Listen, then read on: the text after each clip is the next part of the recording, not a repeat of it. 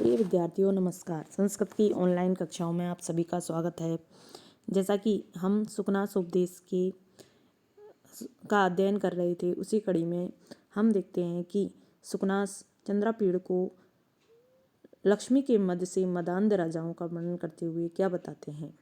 तो सुकनास बताते हैं कि तथा ही अभिषेक समये ए वैशाम मंगल कलश जलैरे प्रक्षाल्यते दाक्षिण्यम अग्नि कार्य धूमेने मलिनी क्रियते हृदयम पुरोहित कुशाग्र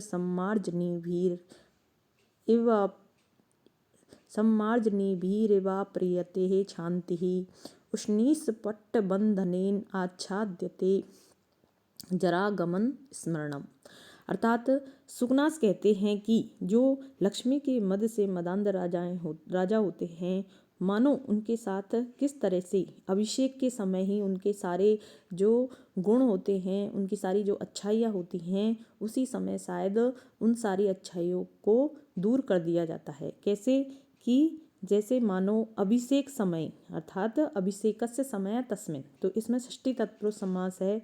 तो अभिषेक के समय जब राज्याभिषेक होता है, उसी समय एव ही एशाम यानी कि इन राजाओं का मंगल कलश जलैरेव यानी कि मंगल कलश है तेसाम जलई, मंगल के लिए जो कलश स्थापित किया जाता है, उसके जल के द्वारा ही मानो यहाँ उत्प्रेक्षा अलंकार का इव है, जिसमें हम कोई संभावना करते हैं। तो सुकनास संभावना करते हुए बताते हैं, अनुमान करते हैं कि मानो मंगल कलश जब उनका राज्याभिषेक के समय मंगल करने के लिए जो कलश से जल लाया जाता है, तो उस जल के द्वारा ही मानो इनके जो दाक्षिण्य उदारता आदि जो गुण होते हैं वो प्रक्षाल्यते धो दिए जाते हैं।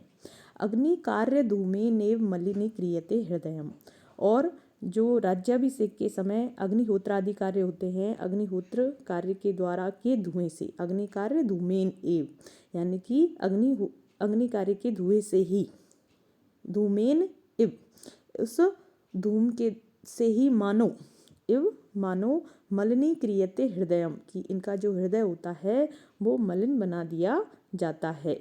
मलिनी क्रियते, तो इस शब्द में हम देखें तो च्वी प्रत्यय होता है कि बना दिया जाता है, और मलिन क्री और यक और तय लटका तय है।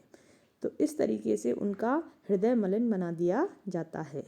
पुरोहित कुशाग्र सम्मार्जनीवीर इवाप्रियते क्षान्ति, और मानो उस राज्याभिषेक के समय पुरोहित की कुशाओं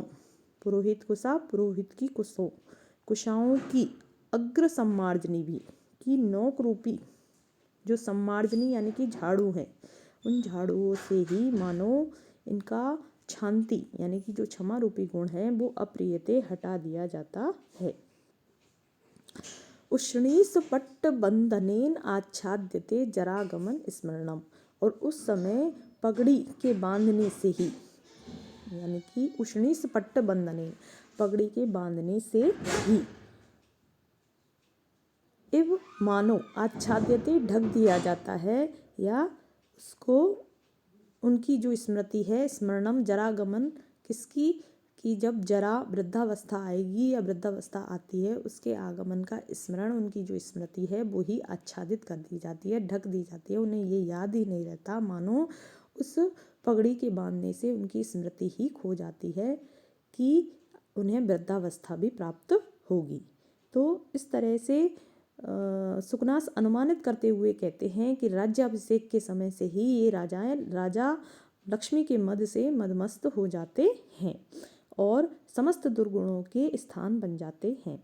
तो प्रस्तुत श्लोक में हम व्याकरण की दृष्टि से देखें तो अभिषेक शब्द है, तो इस अभिषेक शब्द में अभि उपसर्ग है, सिंच धातु है और घय प्रत्यय है। दाक्षिण्यम शब्द में दक्षिण शब्द है और से प्रत्यय है। कार्य में क्री और नेत प्रत्यय है, आदि वृद्धि हो गई है क्री को, तो कार्य बन गया है। इसी तरह से पुरोहित, तो इसमें पुरस है, धातु है और कत प्रत्यय है, जो कि भूतकाल के अर्थ में आता है कत प्रत्यय। सम्मार्जनी में तृतीय विभक्ति है, झाड़ुओं के द्वारा, उनकी नोक रूपी झाड़ुओं के द्वारा। तो सम्मार्जनी शब्द में सम उपसर्ग, मृज धातु, निच और युच और गीप ये तीन प्रत्यय हैं, और फिर तृतीय विभक्ति का भिस प्रत्यय लग करके सम्मार्जनी भी रूप बनता है। छांति शब्द को हम देखें तो छम धातु है, तिन प्रत्यय है स्त्रीलिंग का, और सु प्रत्यय, इसमें स्वादि प्रत्यय जो विभक्ति के होते हैं प्रथमा विभक्ति का एक वचन वो है। आगमन, आंग उपसर्ग है, गम धातु है और ल्युट प्रत्यय है। स्मरणम में स्मृति धातु है और ल्युट प्रत्यय है। इन दोनों में ही आगमन और स्मरणम में ल्युट को अन आदेश हो गया है, क्योंकि ल्युट के यू से रहता है, यू को अन आदेश हो जाता है। इस तरीके से हमें व्याकरण के इन शब्दों को विशेष तौर पर इनके जो उपसर्ग प्रत्यय और धातु हैं इन सभी को बताना चाहिए। इसमें समास देखें तो जरागमन स्मरणम में इसमें षष्ठी तत्पुरुष है कि जराया आगमनम तस्य स्मरणम, कि जरा अर्थात बुढ़ापा का आगमन यानी कि वृद्धावस्था का आगमन और उसका स्मरण, तस्य स्मरणम। तो इस प्रकार से इनमें षष्ठी विभक्ति का षष्ठी के जो तत्पुरुष है उसका रूप है। अभिषेक समय का जैसे मैंने पहले बता ही दिया है कि अभिषेकस्य समय, अभिषेक का समय, तो तस्मिन और उस समय पर, तो इसमें षष्ठी तत्पुरुष, अंत में सप्तमी विभक्ति का रूप है। इस प्रकार से हम इस गद्यांश की व्याख्या कर सकते हैं।